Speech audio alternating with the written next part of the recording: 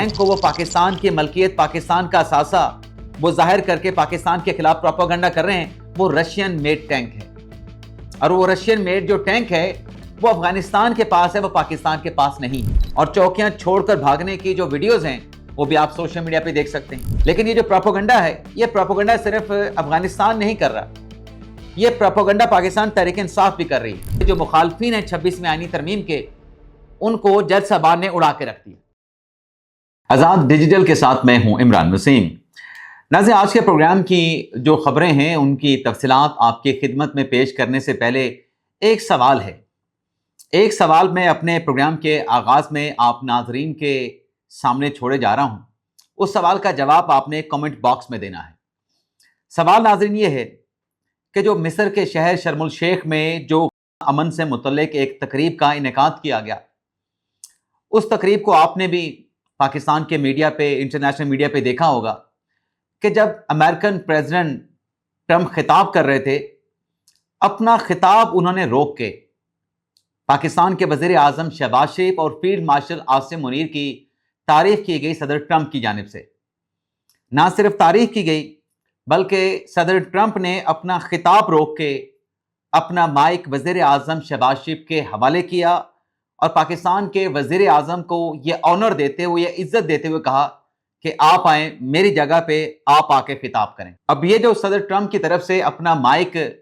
वज़ीर आज़म शहबाज शरीफ को देना और उन्हें खिताब की दावत देना, ये मनाजर पूरी दुनिया ने देखे, आपने भी देखे, पूरी दुनिया ने भी देखे। और दुनिया के जो लीडरान हैं जो कि वहां पे मौजूद थे, उन्होंने भी इस हैपनिंग को वहां पे ऑब्जर्व किया। अब ये जो इज्जत अफजाई हुई है, पाकिस्तान की दुनिया में जो इज्जत या जो मकाम हासिल हुआ है, ये वज़ीर आज़म शहबाज शरीफ और फील्ड मार्शल आसिम मुनीर की जो कोशिशें हैं, जो खिदमात हैं, उनके नतीजे में। तो मेरा सवाल आपसे ये है कि जो फील्ड मार्शल आसिम मुनीर साहब हैं, पाकिस्तान को आलमी दुनिया में जो मकाम मिला है, उसमें फील्ड मार्शल का जो किरदार है, उनकी जो सफारती मिलिट्री जो डिप्लोमेसी है, उसको आप किस नज़र से देखते हैं? ये मेरा आपसे एक सवाल है। इस सवाल का आप हमारी वीडियो के कमेंट बॉक्स में जवाब देंगे। अब हम अपनी खबरों से ब्लॉग का आगाज करते हैं। सबसे पहले तो बात कर लेते हैं अफगानिस्तान की, तहरीक तालिबान अफगानिस्तान की, जिनकी तरफ से चंद रोज पहले जो इश्तियाल अंगेजी की गई पाकिस्तान के बॉर्डर्स पे, पाकिस्तान की जो पोजीशन थी, जो पाकिस्तान की पोस्टें थी, उनको टारगेट किया गया, बिला इश्तियाल फायरिंग की गई,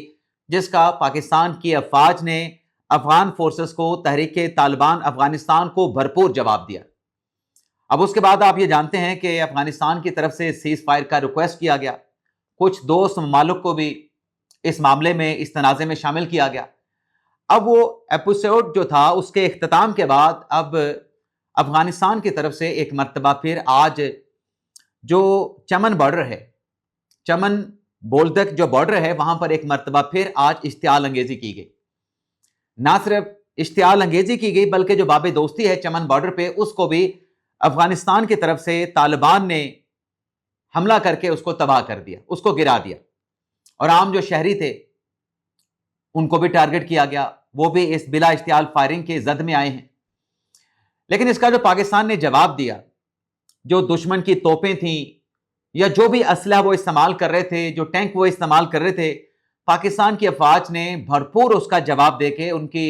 तोपों को, उनकी जो बंदूकें थी, उनके जो टैंक थे, उन्हें मुकम्मल तौर पे खामोश भी करा दिया और राख का ढेर भी बना दिया। जैसे चंद रोज पहले पाकिस्तान की अफवाज ने अफगानिस्तान को खामोश कराया, मुंह तोड़ जवाब दिया, और फिर अफगानिस्तान की जानिब से, तहरीक तालिबान की जानिब से अपनी पोस्टों पे जो है वो सफेद झंडा लहरा दिया गया। आज चमन बॉर्डर पे भी यही हुआ कि जब इश्तियाल अंगेजी की गई और पाकिस्तान ने जब उसका भरपूर जवाब दिया, तो एक मरतबा फिर वहां पे सफेद झंडा लहरा दिया गया। सीज फायर की पाकिस्तान से दरखास्त की गई। अच्छा, एक तरफ सफेद झंडा लहराते हैं और दूसरी तरफ जो है वो सीज फायर की दरखास्त करते हैं, लेकिन साथ में आप अफगानिस्तान की घटिया हरकत को देखें, तहरीक तालिबान की घटिया हरकत को देखें कि झूठा प्रोपेगेंडा भी सोशल मीडिया पे करते हैं कि पाकिस्तान के टैंक कब्जे में ले लिए हैं, पाकिस्तान की चौकियों पे उन्होंने अपना झंडा लहरा दिया है। नाज़रीन, उन तस्वीर को, उन वीडियोस को अगर आप गौर से देखें तो जिस टैंक को वो पाकिस्तान की मलकियत, पाकिस्तान का असासा وہ ظاہر کر کے پاکستان کے خلاف پروپیگنڈا کر رہے ہیں وہ رشین میڈ ٹینک ہے، اور وہ رشین میڈ جو ٹینک ہے وہ افغانستان کے پاس ہے، وہ پاکستان کے پاس نہیں ہے۔ تو اپنے ہی ٹینکوں کو ویڈیو میں کیپچر کر کے ان کی فلمنگ کر کے پروپیگنڈا کر رہے ہیں کہ پاکستان کے جو چوکیاں ہم نے تباہ کر دی ہیں، پاکستان کے جو ایسٹ ہیں، جو ٹینکس ہیں، وہ ہم نے کیپچر کر لی ہیں، اپنے ٹینکوں کو وہ دکھا رہے ہیں۔ اور جن چوکیوں پہ وہ دعویٰ کر رہے ہیں کہ یہ پاکستان کی چوکیاں ہیں، اس پہ افغانستان کا جھنڈا لہرا دیا گیا ہے، وہ چمن جو باب دوستی ہے وہاں کی عمارتیں ہیں۔ ان عمارتوں کو کیپچر کر کے ان کے ریکارڈنگ کر کے اب افغانستان جو ہے اس گھٹیا حرکت پہ اترا ہے کہ وہ جھوٹا پروپیگنڈا کر رہا ہے۔ لیکن بہرحال یہ جو اشتعال انگیزی آج کی گئی، اس کا ایک مرتبہ پھر پاکستان نے اس کو بھرپور اور منہ توڑ جواب دیا ہے۔ پاکستان کی افواج نے اپنی صلاحیتوں کا ایک مرتبہ پھر جو ہے بھرپور مظاہرہ کیا ہے، اور جو طالبان تھے وہاں پہ وہ پھر اپنی چوکیاں چھوڑ کے بھاگے ہیں، اور چوکیاں چھوڑ کر بھاگنے کی جو ویڈیوز ہیں وہ بھی آپ سوشل میڈیا پہ دیکھ سکتے ہیں۔ لیکن یہ جو پروپیگنڈا ہے، یہ پروپیگنڈا صرف افغانستان نہیں کر رہا، یہ پروپیگنڈا پاکستان تحریک انصاف بھی کر رہی ہے، لیکن وہ جو پروپیگنڈا ہے وہ ایک اور معاملے پہ کیا جا رہا ہے۔ ایک ناظرین تصویر پاکستان تحریک انصاف کی خاتون رہنما شاندانہ گلزار کی طرف سے سوشل میڈیا پہ پوسٹ کی گئی، اپنے ایکس اکاؤنٹ پہ انہوں نے یہ لکھا کہ دیکھیں پاکستان نے کو تسلیم کر لیا ہے، اور مصر میں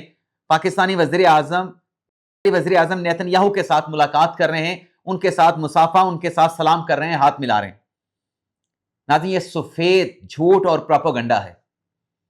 وہ ویڈیو اگر آپ پوری نکال کے دیکھیں، جس میں صرف 2 تصویریں انہوں نے کٹ کی ہیں،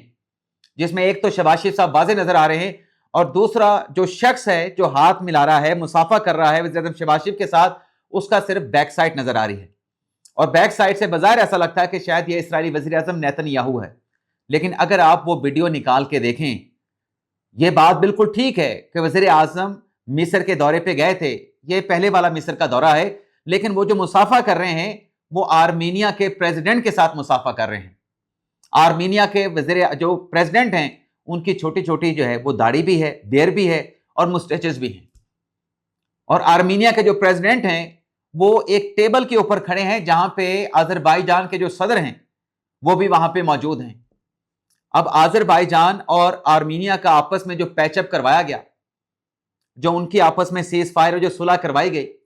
جس میں صدر ٹرمپ نے اپنا کردار ادا کیا تھا، اس ڈیولپمنٹ کے بعد مصر میں یہ دونوں آذربائیجان اور آرمینیا کے جو پریزیڈنٹ تھے وہاں پہ ان کی ملاقات ہوئی تھی۔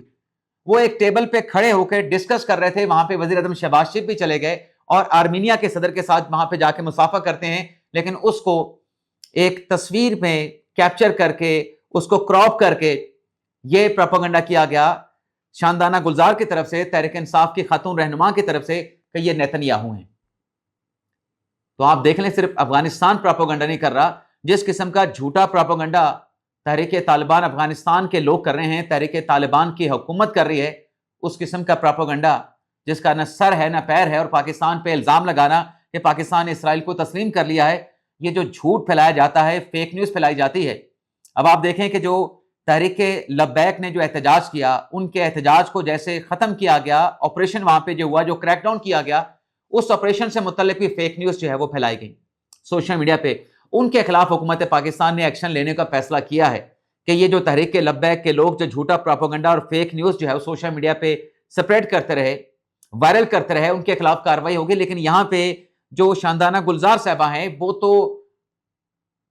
انہوں نے تو یہ ان کی تو عادت بن چکی ہے شاندانہ گلزار کی اس قسم کا جھوٹا پروپیگنڈا، جھوٹی تصویریں لگا کے حکومت کے اوپر، حکومت کے وقت کے اوپر الزام لگانا۔ کیا ان کے خلاف بھی کوئی کارروائی ہوگی؟ یہ بھی ایک سوال ہے۔ اور آج سپریم کورٹ میں بھی آپ دیکھیں کہ جو بار بار بات کی جا رہی ہے کہ 26ویں آئینی ترمیم کے اوپر فل کورٹ تشکیل دیا جائے، آج عدالت عظمیٰ میں 26ویں آئینی ترمیم کی سماعت کرتے ہوئے جو مخالفین ہیں 26ویں آئینی ترمیم کے، ان کو جج صاحبان نے اڑا کے رکھ دیا۔ کیسے اڑا کے رکھا؟ اڑایا ایسے گیا، ادھیڑ کے ایسے رکھا گیا کہ بات عدالت میں یہ کی جا رہی ہے کہ آپ ڈائریکشن جاری کریں چیف جسٹس یحییٰ فریدی صاحب کو کہ وہ 26ویں آئینی ترمیم پہ فل کورٹ تشکیل دے دیں۔ اب چیف جسٹس یحییٰ فریدی صاحب اکتوبر 2024 میں آلریڈی اپنا فیصلہ دے چکے ہیں کہ 26ویں آئینی ترمیم کے پاس ہونے کے بعد جو کانسٹیٹیوشنل بینچ بن چکا ہے، وہی आईनी और लीगल इंटरप्रिटेशन से मुतल्लिक मुकदमात की समाअत सुनेगा। दूसरा, कोई बेंच जो आईनी बेंच से हट के होगा, जो जजेस कमेटी से हट के होगा, वो इन केसेस की समाअत नहीं कर सकता। लेकिन यहां पे बात की जा रही है कि आप चीफ जस्टिस को भिजवा दें। भाई चीफ जस्टिस तो अपना फैसला पहले दे चुके हैं कि मैं इस नौयत के जो केसेस हैं उनकी समाअत का बेंच तश्कील नहीं दे सकता, मेरा यह अख्तियार है ही नहीं। अच्छा, जब जजेस की तरफ से वकील को इस बात पे पॉइंट आउट किया गया, एक्सपोज किया गया, जस्टिस आयशा मलिक साहबा की तरफ से एक रिमार्क्स दिए गए कि जो जुडिशियल कमीशन है, क्या उसको सुप्रीम कोर्ट डायरेक्शन जारी कर सकती है, जुडिशियल ऑर्डर जारी कर सकती है कि आप 26वीं आईनी तरमीम के वक्त जो जजेस मौजूद थे उन्हें आप बेंच में शामिल कर दें, उनका फुल कोर्ट बना दें, इस पे तो कोई रुकावट नहीं। फिर 26वीं आईनी तरमीम के मुखालिफ वकील ने आयशा मलिक साहबा की उन ऑब्जर्वेशन को पकड़ के अदालत से दरखास्त कर दी कि बिल्कुल सुप्रीम कोर्ट जुडिशियल ऑर्डर कर सकती है जुडिशियल कमीशन को कि इसमें फलां फलां जजेस को शामिल किया जाए। अदालत की तरफ से कहा गया कि आपके अपने जो दलाइल हैं उसमें तजाद मौजूद हैं। कभी आप कहते हैं कि चीफ जस्टिस को डायरेक्शन कर दें, चीफ जस्टिस फुल कोर्ट बना दें, और कभी आप जस्टिस आयशा मलिक साहबा की ऑब्जर्वेशन को लेके आप दलील देते हैं कि जुडिशियल कमीशन को डायरेक्शन कर दें। तो डायरेक्शन करनी किसको है?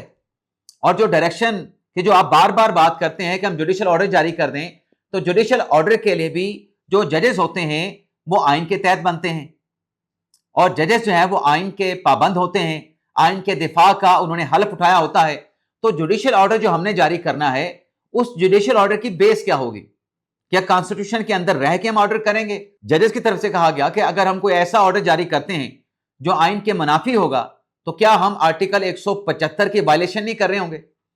तो फिर वकील साहब के पास आगे से दलील नहीं थी, वकील साहब के पास आगे से दलील नहीं थी, बल्कि वो लाजवाब हो गए। और अल्लाह का शुक्र है कि जो वकील आज दलाइल दे रहे थे, आबिद ज़ुबैरी साहब, पिछले 3 दिन से आज उनके दलाइल का इख्तिताम हो गया है और केस की समाअत को फिर अगले हफ्ते मुलतवी कर दिया गया है। इजाजत चाहते हैं नाज़रीन, अल्लाह हाफिज़।